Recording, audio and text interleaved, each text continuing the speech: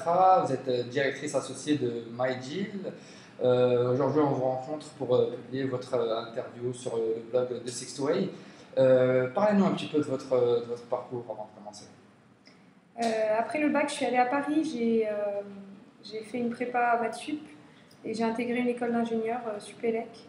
Et en sortant de l'école, j'ai choisi en fait de rejoindre le monde du capital risque, donc en fait la partie de la finance qui investit dans les startups. Je trouvais ça super intéressant parce que du coup ça m'a permis de voir pas mal de modèles. Et ensuite donc, je suis rentrée au Maroc et j'ai créé MyDeal. Super. Alors, vous avez été les pionniers de l'achat groupé au Maroc. Parlez-nous un petit peu de comment vous est venue l'idée d'adapter ce concept au marché marocain. En fait, comme je vous ai dit, dans mon métier précédent, donc, je voyais beaucoup de startups, beaucoup de business models. Donc, j'ai découvert l'achat groupé d'abord quand ça a commencé aux États-Unis, puis quand c'est arrivé en Europe. J'ai trouvé ça super. Et c'était à ce moment-là aussi que je voulais rentrer au Maroc, créer une boîte. Et je me suis associée donc, avec des gens qui avaient un peu la même envie que moi. Et voilà, on a lancé MyDeal. Alors, parlez-nous un petit peu de MyDeal, le lancement, etc. Comment ça se fait? Alors, on a lancé, donc le premier deal était en ligne le 9 décembre 2010. Qu'est-ce qui s'est passé depuis? Donc là, ça fait 9 mois. On a été assez étonnés, en fait, quand on a lancé, on l'a fait avec très très peu de moyens au départ parce qu'on n'était pas du tout persuadés que le marché marocain était prêt. Beaucoup de gens nous disaient qu'il n'était pas prêt. Nous, on pensait qu'il y avait quand même une opportunité. Et en fait, on a été vraiment agréablement surpris. Parce que ça a beaucoup pris, enfin, quand on regarde nos business plans de l'époque, ça nous fait rire maintenant. Donc voilà, notre chiffre d'affaires évolue énormément chaque mois. Notre base de membres ou de fans sur Facebook évolue énormément. Là, on a 45 000 fans sur Facebook et plus de 50 000 membres. Et ce qui est d'autant plus intéressant, c'est qu'on a un excellent taux de conversion entre les membres et les acheteurs. Quand je compare avec les autres sites de e-commerce et les métriques de base de ce domaine, on est bien au-dessus et c'est vraiment rassurant. D'accord. Alors, parlez-nous un petit peu de votre positionnement sur le marché par rapport à la concurrence, etc. Mais nous, en fait, dès le départ, on a voulu se placer haut de gamme. Alors pour nous, haut de gamme, ça ne veut pas dire faire que des offres de luxe ou cibler des gens qui ont beaucoup d'argent. Ça veut dire en fait être très qualitatif. C'est-à-dire même quand on va faire un petit snack qui fait des sandwichs à 20 dirhams, on va en choisir un qui est propre, qui est original, qui a un concept derrière. Et on essaie d'appliquer ça à tous les secteurs où on fait des deals. C'est-à-dire quand on a fait un deal avec le cinéma, enfin on voulait faire un deal de cinéma, on a choisi Megarama parce que c'est la référence. Dès le départ, on a signé avec le spa de Clarins en termes de massage bien-être parce qu'on voulait justement montrer ça. Et je pense qu'aujourd'hui, on est arrivé à un stade où finalement, trouver des deals, c'est très facile. Maintenant, ce qui est important pour nous et notre vrai challenge actuel, c'est de trouver des deals de qualité, d'assurer à nos clients qu'ils n'auront pas de mauvaises surprises derrière et que vraiment ils en auront pour leur argent. Et c'est vraiment, enfin là aujourd'hui, tout notre travail et se porte vraiment sur le service client, sur la sélectivité des deals. On n'hésite plus du tout à refuser des partenaires qui nous sollicitent parce qu'on se dit que c'est pas quelque chose d'assez bien pour nos clients. Alors, en ces 9 mois d'existence, vous avez sûrement fait un premier bilan sur l'impact de vos deals, sur l'activité de vos partenaires, donc avec les gens avec lesquels vous avez travaillé. Donc, vous avez sûrement eu un impact. Est-ce que vous pouvez parler de ça un petit peu? Alors, ce qui est assez amusant, c'est de voir ce qui s'est passé avec certains partenaires qui ne voulaient pas du tout entendre parler de nous au départ, qui disaient trop luxe pour galvauder leur marque sur MyDeal, par exemple, et qu'on a réussi à convaincre pour un premier essai, et ils sont devenus accros. Ils ont compris qu'en fait, c'était pas du tout galvauder sa marque que de faire une offre promotionnelle pendant 2 jours, et ils ont compris en fait le double intérêt. Le premier, c'est que ça permet vraiment de faire une opération de communication très efficace et sans aucun risque. Ils n'avancent pas d'argent tant que le client n'est pas chez eux. Et le deuxième, c'est que quand même, quand l'activité est un peu faible, ça permet d'avoir par exemple 300 personnes en un temps record. Donc également d'augmenter le chiffre d'affaires. Voilà, donc je pense qu'on a eu un impact très positif.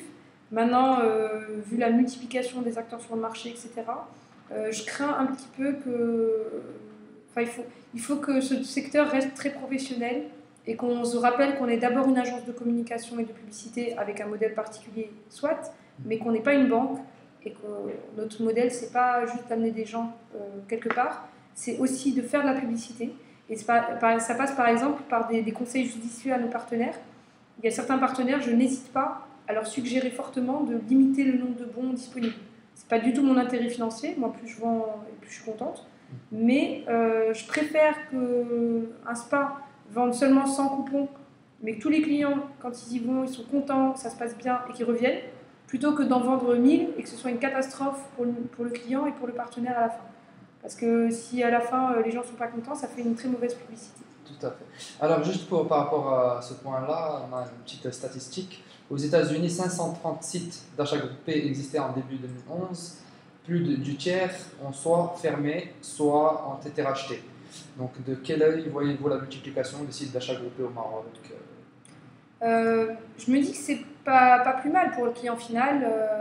Il a le choix et puis finalement que le meilleur gagne. Maintenant, il faut faire attention justement à rester très professionnel. C'est vrai que certains, nous on le voit un petit peu sur le terrain, n'ont pas toujours des pratiques vraiment. On dirait qu'ils ne respectent pas toujours leurs utilisateurs ou leurs partenaires. Il faut faire attention aussi à l'effet bulle, parce que ça y est, on a dit que l'achat groupé marche bien dans le monde entier, que c'est très valorisé. Et puis donc il y a beaucoup de gens qui ont l'impression que c'est très facile de lancer un site d'achat groupé. C'est vrai qu'il n'y a pas de barrière à l'entrée. Maintenant, il faut rester professionnel, il faut rester qualitatif, parce que, aux États-Unis, ça commence déjà. Beaucoup de clients se plaignent quand les deals ne répondent pas à leurs attentes. Beaucoup de partenaires, il y en a même certains qui ont fait faillite à cause des sites d'achat groupés parce qu'on les a mal conseillés, on leur a pas dit de limiter, on leur a pas dit que, mine de rien, avoir trop de monde d'un coup, ça pouvait avoir un mauvais impact à long terme. Donc, je pense que c'est ça. Ça va se faire naturellement, le marché va se stabiliser. Je ne sais pas combien il restera d'acteurs, mais à mon avis, il en restera un peu moins. Et j'espère qu'on ira tous vers plus de professionnalisme et toujours se rappeler qu'on est une agence de publicité et qu'on n'est pas autre chose. Alors, juste une petite question. Je reprends une thèse qui a été développée dans un article que j'ai lu. Les sites d'achat groupés, normalement, sont censés faire de la promotion, c'est-à-dire un partenaire peut faire une vente un petit peu à perte pour qu'après, les gens puissent revenir et faire du upselling, etc. Alors, avec la multiplication des sites de deal, ne pensez-vous pas que les clients va être de moins en moins fidèles et en fin de compte, s'il doit faire 4 spas ou 5 spas par année, il ira acheter un spa dans chacun des sites de... Alors c'est clair, hein, il faut pas trop mentir aux partenaires. Il faut que le partenaire, quand il fait un deal, il ait conscience que peut-être que sur 100 personnes qui viendront via ce deal, il y en aura peut-être 10 qui reviendront et qui seront fidèles. Et en plus, non seulement le taux de conversion ne sera pas de 100%, mais en plus, il faut que lui joue le jeu. Et on se rend compte sur le marché que certains partenaires ne jouent pas du tout le jeu.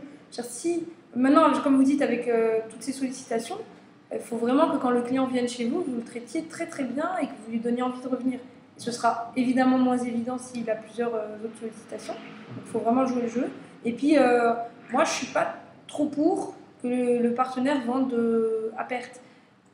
Parfois, si. Mais dans ce cas-là, il va se dire, j'avais un budget marketing que d'habitude je mettais dans les panneaux, là, je vais le mettre sur MyDeal. Mais l'idée de vas-y, vends à perte à fond, de toute façon, à la fin, les clients reviendront.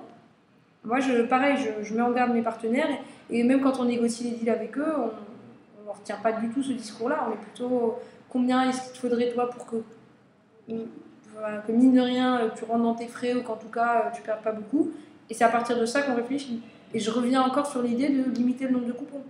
Si un partenaire me dit, moi j'ai 10 000 dirhams par an de budget marketing, je veux les mettre chez vous, je vais lui dire, ce qu'on va faire, c'est qu'on va limiter le nombre de coupons à 500 coupons, comme ça vous êtes sûr, quoi qu'il arrive, de ne pas dépasser ça.